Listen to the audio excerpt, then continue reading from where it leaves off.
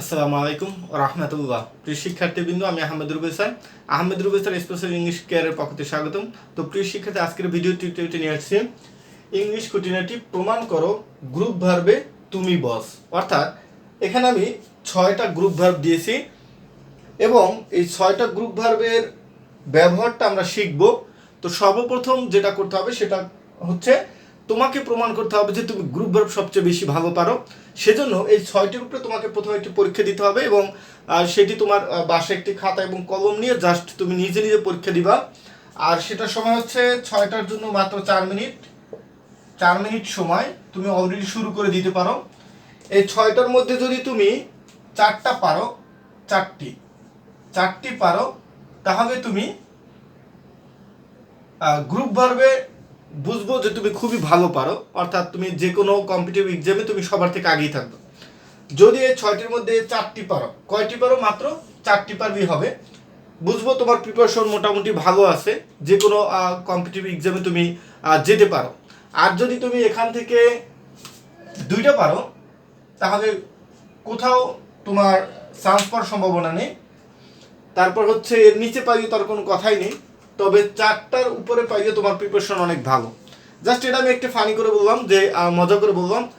তবে সত্য কথা যে তুমি যদি এই 6টার মধ্যে থেকে তুমি অলরেডি না পড়ে, অর্থাৎ আমি কোন প্রতিদিন যে এই গ্রুপ ভার্বের ভিডিওগুলো দিব, কোন টপিক থেকে দিব সেটা বলবো না, কিন্তু তুমি যদি পারো প্রতিটি এই ভিডিও যে গ্রুপ ভার্বের যে আমি ভিডিওগুলো দিব, সেক্ষেত্রে যদি প্রতিটি ভিডিওতে তুমি 4টি করে পারো, তাহলে মনে রাখো তুমি যে কোনো কম্পিটিটিভ এক্সামে সবার থেকে এগিয়ে থাকবে ইনশাআল্লাহ।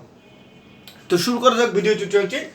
আশা করি তুমি পরীক্ষা দিয়েছো এবং তোমার অ্যান্সার শিটটা তোমার কাছেই আছে। জাস্ট কমেন্ট করে জানিয়ে যে তুমি কত পেয়েছো। তুমি যদি এখন এটার সলিউশন নিতে চাও, এর আগে যেটা করতে পারো, ভিডিওটা পজ করে তুমি নিজে একটা পরীক্ষা দিয়ে নাও, ঠিক আছে? আশা করি তুমি সে কাজটি করেছো। এখন আমি এটাকে সলভ করে দিব। তো প্রথমত দেওয়া আছে, দেখো, I was taken dash by Sumi, ঠিক আছে? এখানে কি প্রিপোজিশন বলবে? প্রত্যেকটাই দেখো take take take take take take দেওয়া আছে, অর্থাৎ প্রত্যেকটা টেকের ব্যবহার। গ্রুপ ভার্বের টেক নিয়ে আজকে আলোচনা হবে। আমি অর্থ সহকারে ব্যাখ্যা করে দিব যাতে তোমাকে এটা একদম মনে থাকে। তো I was taken dash by Sumi.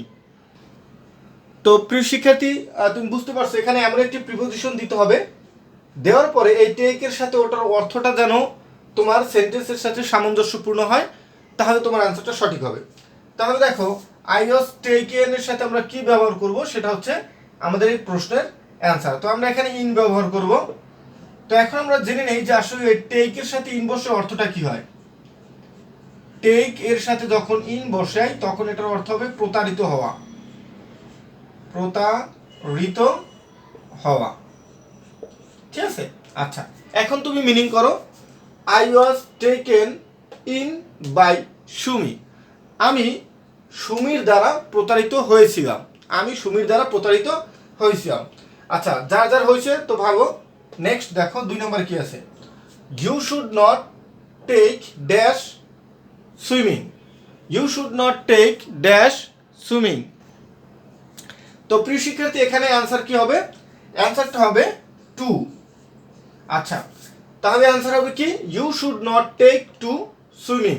এখন টেকের সাথে টু দিলে আমাদের অর্থটা কি আসে সেটা জানতে হবে। সেটা হচ্ছে টেকের সাথে যখন টু ইউজ করি তখন এই গ্রুপ ভার্বটার অর্থ হয়ে যায় আসক্ত হওয়া,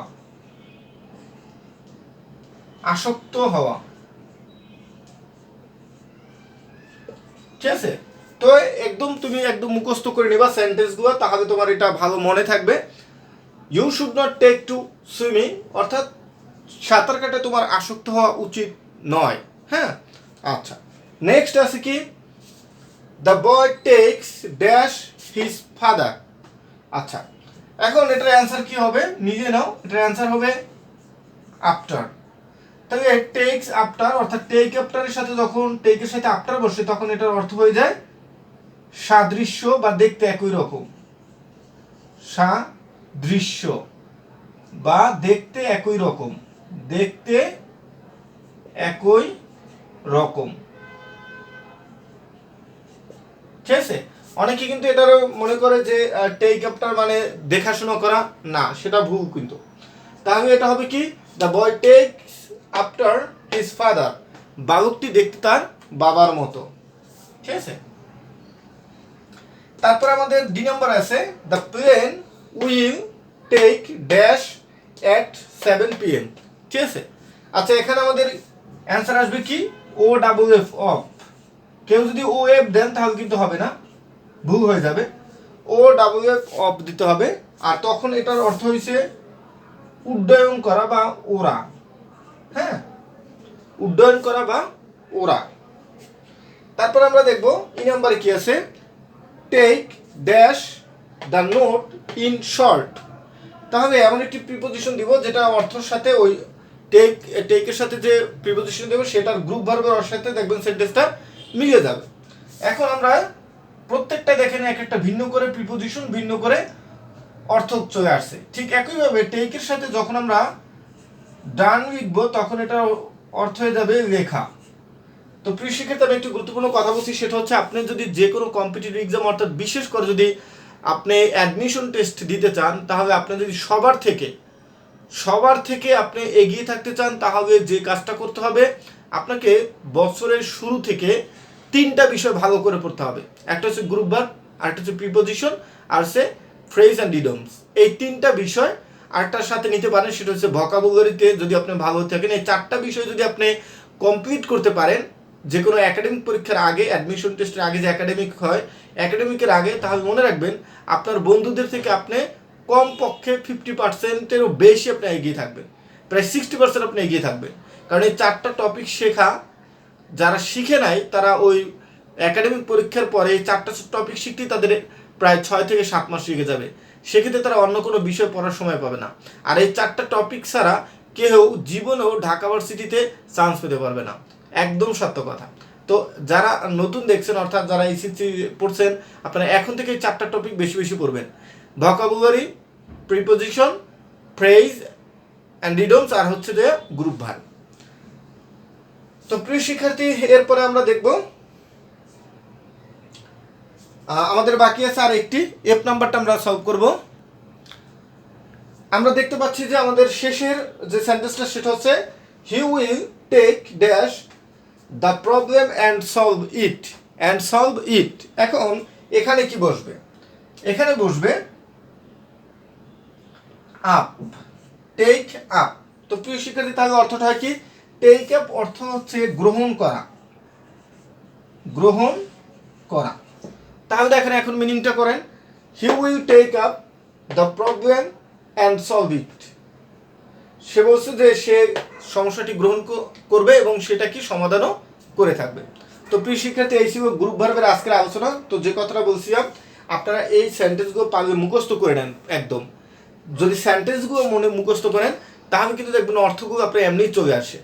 আপনি যদি একটা একটা করে পড়েন যে টেক ইন প্রতারিত হওয়া, টেক ইন প্রতারিত হওয়া, টেক ইন প্রতারিত হওয়া, টেক টু আসক্ত হওয়া, টেক টু আসক্ত হওয়া, টেক আপটা দেখতে একই রকম, তাহলে এটা হয়তো বা মনে হয় তাড়াতাড়ি হবে, কিন্তু এটা অনেক সময় লাগবে, অর্থাৎ এটা মনে থাকবে না। আর যদি আপনি সেন্টেন্স সহ পড়েন তাহলে দেখবেন মনে থাকবে। যেমন the boy takes after his father, the boy takes after his father, তাহলে মিনিংটা হয়ে যায় বালকটি তার বাবার মতো দেখতে। ঠিক আছে, ঠিক একইভাবে যখন পড়বেন I was taken by Sumi, I was taken in Sumi, taken in by Sumi, তাহলে আমি সুমির দ্বারা কি প্রতারিত হয়েছিলাম। আর সবচেয়ে বড় কথা হচ্ছে এখান থেকে এই উদাহরণ দিয়ে হুবহু কমন পড়বে। তো সেক্ষেত্রে আপনার আরও সহজ হয়ে যাবে কোশ্চেনগুলো সলভ করা। তো যারা আমাকে নিয়মিত দেখছেন অসংখ্য ধন্যবাদ। আর প্রথম হয়ে থাকে অবশ্যই চ্যানেলটি সাবস্ক্রাইব করে থাকুন, কারণ এই চ্যানেলের প্লেলিস্ট আপনার চেক করে দেখতে পারেন। ইংলিশের সমস্ত টপিক সম্পর্কে আলোচনা করা হচ্ছে। আপনার প্রয়োজনীয় ভিডিওগুলো প্লেলিস্টটা চেক করে দেখে নিতে পারেন। সবাই ভালো থাকেন, সুস্থ থাকেন, আল্লাহ হাফেজ।